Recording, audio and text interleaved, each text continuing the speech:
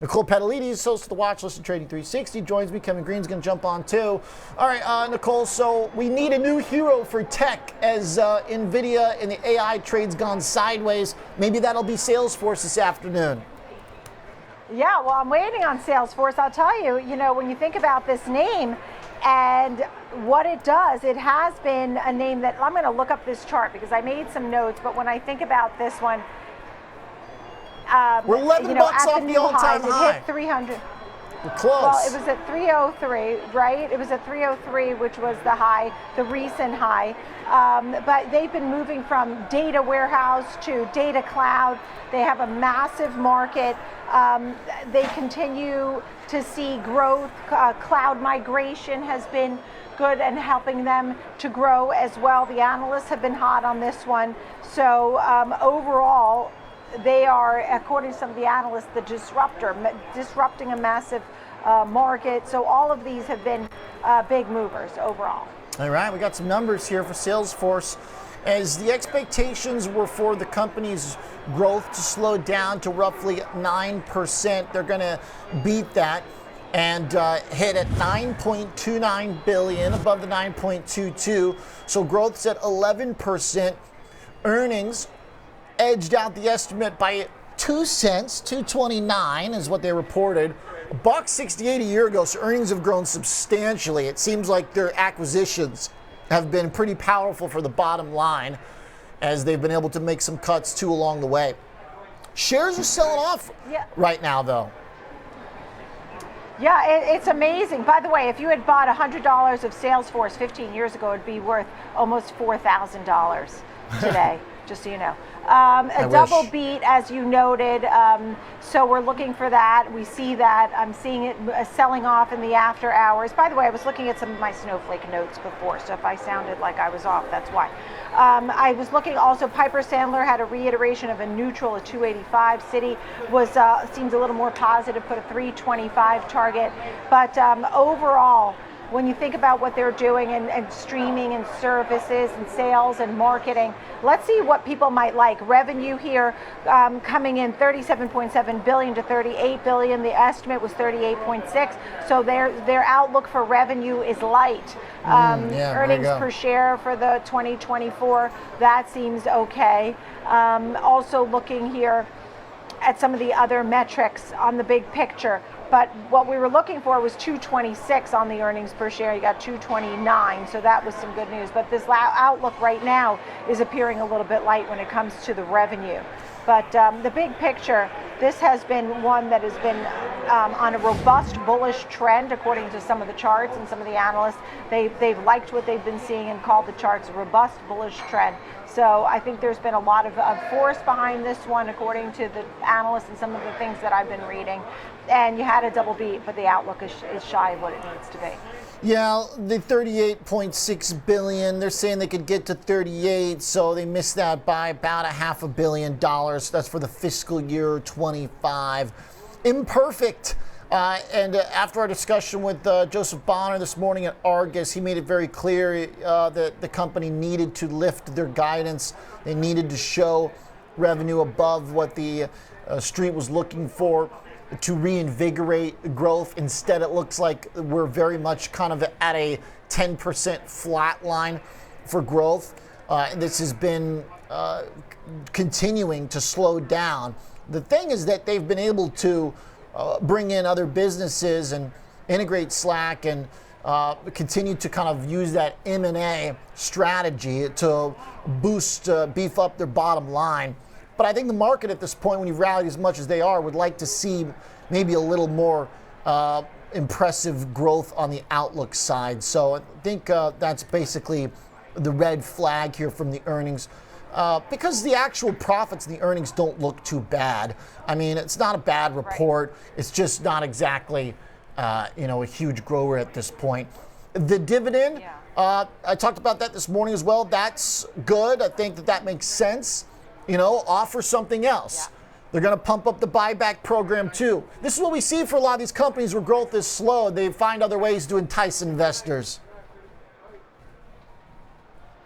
As you talk about the dividend, I see that, right? So you have 40 cents a share. The share buyback program increased by $10 billion. All of these names overall have seen migration, particularly over the last 18 months, into all things cloud and cloud-based customer relationship management for the big picture. I mean, while we've seen some of these tech names coming off of highs recently, this group, these types of names like OKTA and Snowflake, and we're going to be going through some of these, I mean, we've seen that migration to cloud and how things have been evolving, and there's no going back. So they are positioned well, and it's just they need to hit the numbers of the estimates. I mean, there's one earnings per share outlook here that looks to be pretty good, 237 earnings per share to 239, the estimate being 220. That is for the first quarter adjusted earnings per share. So that looks a little bit better. Yeah. Let's go over Snowflake, because there's some pretty big breaking news here. A surprise. Hey, Kevin Green, what's up? A little bit of a surprise here at Snowflake, where the CEO, Frank Slootman, is retiring. So he's no longer going to be the CEO. And Sridhar Ramaswamy has been named as Chief Executive Officer. He was previously the Senior Vice President of AI at Snowflake. This is really interesting. The market is selling off on this. Looking at the numbers, I mean, their earnings looked pretty solid. The product revenue outlook for the first quarter, though, was a bit light. Street was looking for about $770 million. The range they're giving for first quarter product revenue of $745 to $750 million. Definitely a red flag, miss there. Substantial miss of about $17 million.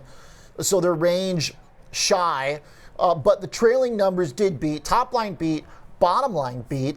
I think when you are handing over the reins to the head of AI and then the outlook for product revenue comes in light, it's kind of an awkward situation, KG.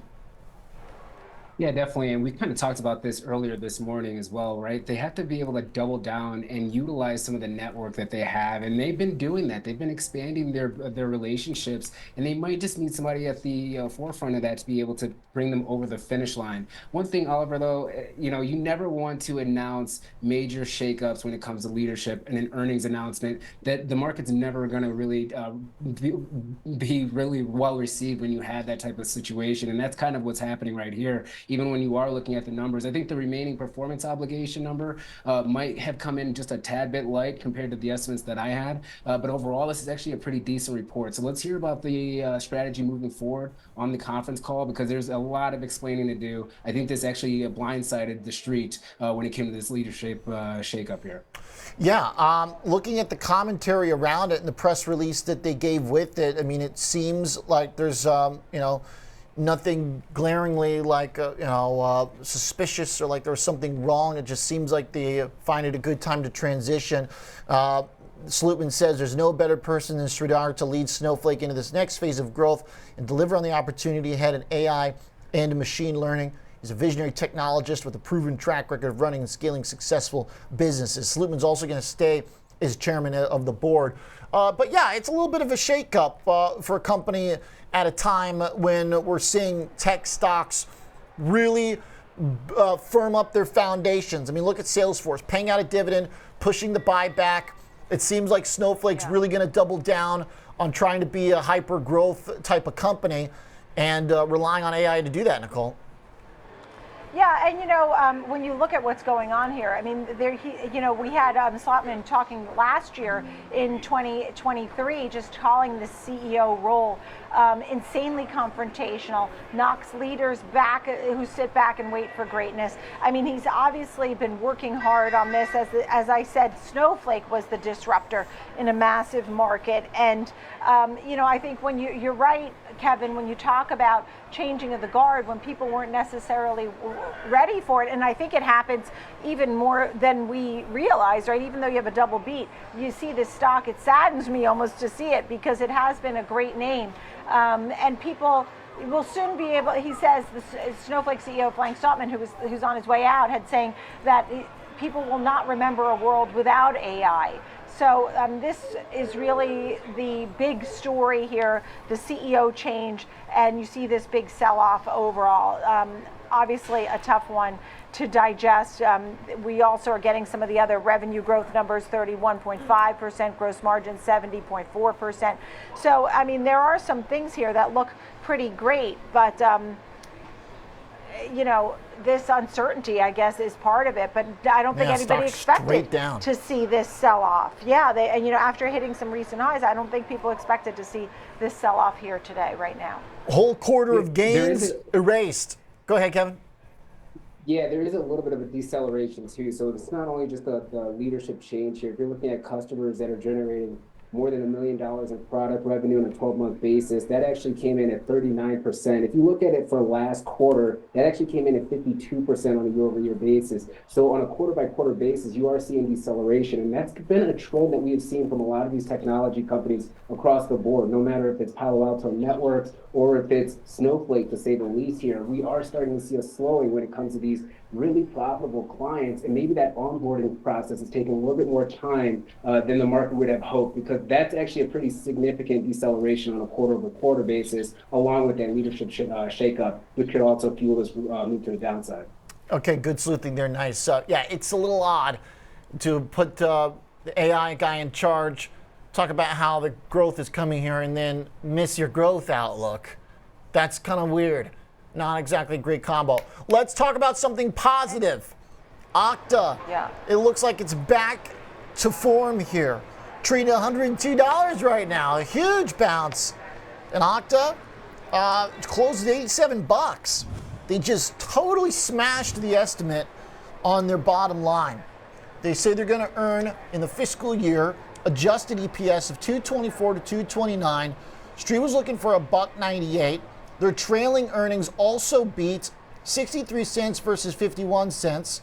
The revenue hit $605 million versus the $587 that was the estimate for the trailing quarter. And then their outlook for revenues did exceed the estimate as well. Street was looking for 2.48. They're saying 2.495 to 2.505. So not like a massive beat, but this is definitely the best earnings we've seen from OKTA in several reports. It seems like pretty safe to say, Nicole.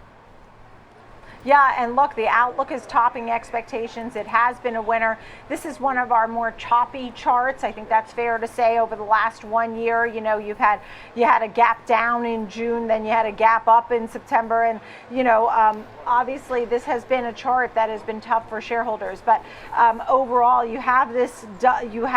I think it was a double beat. I got to double check that. But yeah, looking at the earnings that they've had this profit push that has been paying off, and the outlook topping expectations, and it has been one that has been meaningfully improving its gross margin and beating analyst estimates for the most part. So the company has a history of exceeding Wall Street estimates as well, and so obviously goes right into what we need now: identity, provider, and cloud-based everything. And so you know, universal logins and things like that. This is also another company in the right place.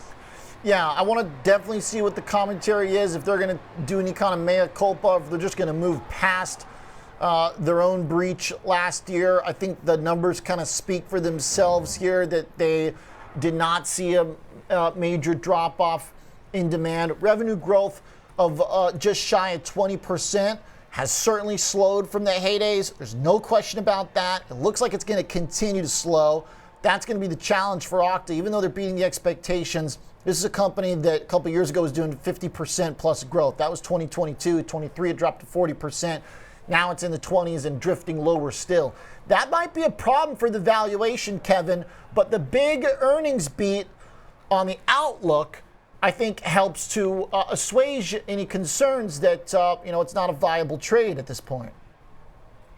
Yeah, definitely. I mean, you already talked about some of the issues that they had from a branding standpoint, but this is a straight up margin story, Oliver. I mean, if you're looking at the revenue growth outlook, I mean, it came up pretty much in line with the expectations. So they're not looking for this outsized growth when it comes to bringing in new customers, but they are hitting the expenses to the downside. They're expanding these margins, and that's really the only way that you can have comps like this on a quarter-over-quarter basis for the outlook, as well as the full year guide. I think this is actually a really decent report, and if they can continue to talk about how they're optimizing optimizing their business, reducing those expenses, and really putting their dollars to work in really key areas of the market, I think this is going to be a really decent story for Okta, which once again had a little bit of a dark cloud over its head over the last couple of quarters.